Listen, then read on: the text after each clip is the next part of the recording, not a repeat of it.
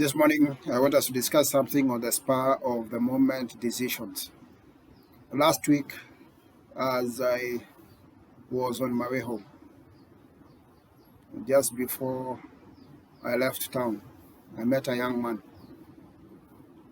who is a family acquaintance. And we just said, hi, hi. The gentleman is in a university college. He told me I have come from an interview. And I just told him, oh, how was the interview? We are waiting next week. And then something in my mind just told me, bless this young man with some little coins. So I went back to my wardrobe very quickly, within a minute of speaking. And I gave the young man some coins. For me, having been out there tarmacking one time, having had to look for a job when I left university, I tend to relate with young people. And because I was in a rush to go for another meeting before I went home, we just said bye-bye, and I told him, just give me a call or let me know when we meet how the interview results came out. Little did I know that this particular young man had been mugged. That evening, I received a message. I saw a call from the father, maybe around 7:30. I was in an online training session. So I told him, kindly SMS. Then as I finished the online training around 8:30, I saw the message. The message was saying, you are an angel. You are sent to my family this evening. My young man met you in town. You gave him some coins. He had been mugged. His phone had gone away, and his money had been stolen. So in that particular moment you met you, he had been calling from different areas, borrowing phones, so that you can be able to know where to send the money. Have you ever found yourself in a situation where you need to make a decision at the spur of the moment? For me, that was a huge lesson. How do you make decisions and you don't have to double think? So there are 5 lessons I would wish us to carry away about making decisions in the moment. The first thing you must remember is that decision making is, people like planning, but it is always ubiquitous. It is always important. We are always making large, small. That was a small decision. The man was not that large, but I was thinking about that idea.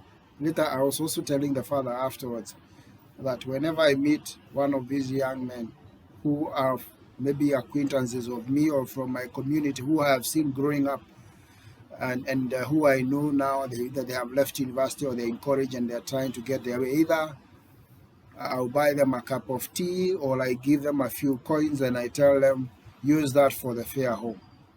So 5 lessons from making decisions in a moment. Number 1, don't get stuck in your comfort zone.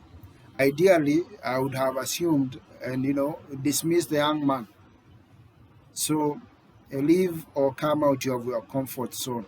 Use discomfort to recognize the opportunity that is hidden within it.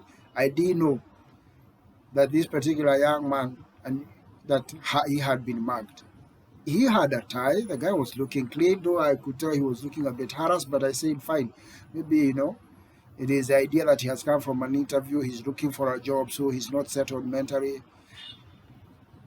Use your discomfort to recognize the opportunity hidden. Now, number 2 lesson I would wish us to carry away from making decisions in a moment is listen to your heart as well as your mind.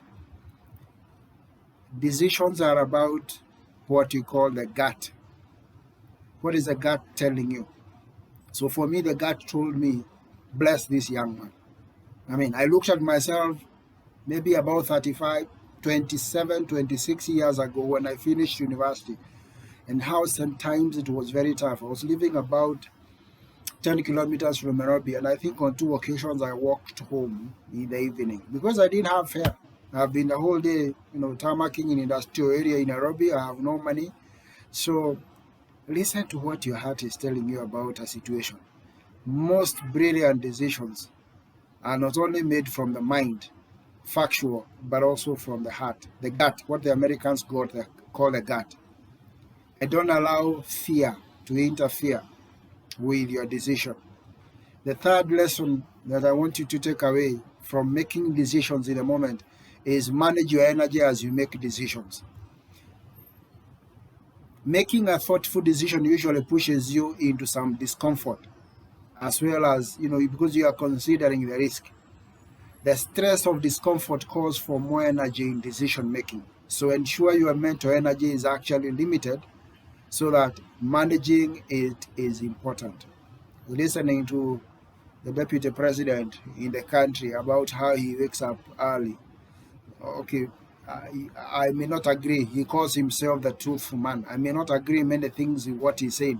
My point was that he said he loves making his decisions by 10 o'clock, by 11. And I have heard this even from, industry titans like Jeff Bezos of Amazon, that he likes making his major decisions in the morning. Afternoon, he uses it for normal regular meetings. So the deputy president was saying he uses the afternoon to make calls and maybe do meetings that are maybe of a political nature. So you must know when you have the energy to make decisions. Some people do it at night. When people are going to sleep at 10 is when now they are gearing up, and they can do it up to around 3 or 4 in the morning. So manage your energy as you make your decisions. The third lesson that you can take away, fourth lesson that you can take away from this particular issue of making decisions in a moment, is that make more small decisions to minimize risk as you build your habit. Because decision making is an incremental thing. So the more you make small decisions, the less it is going to be hard when you have a huge decisions to make, because it gets inculcated.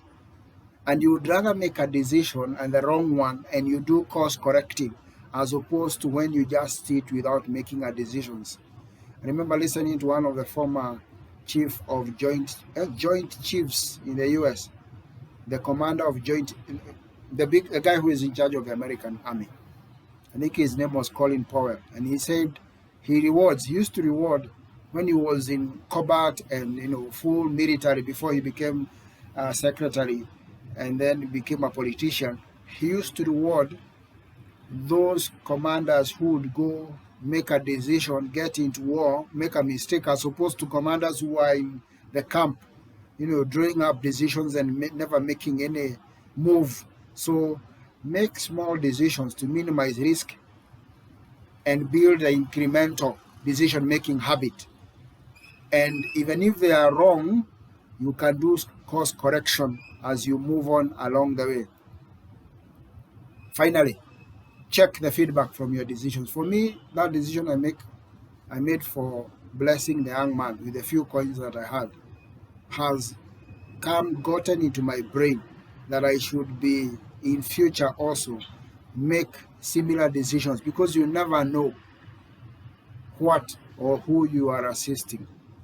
So you can never be guaranteed to be right.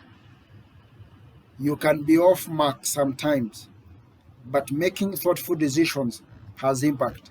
So until we meet next time, I wish you a great day ahead.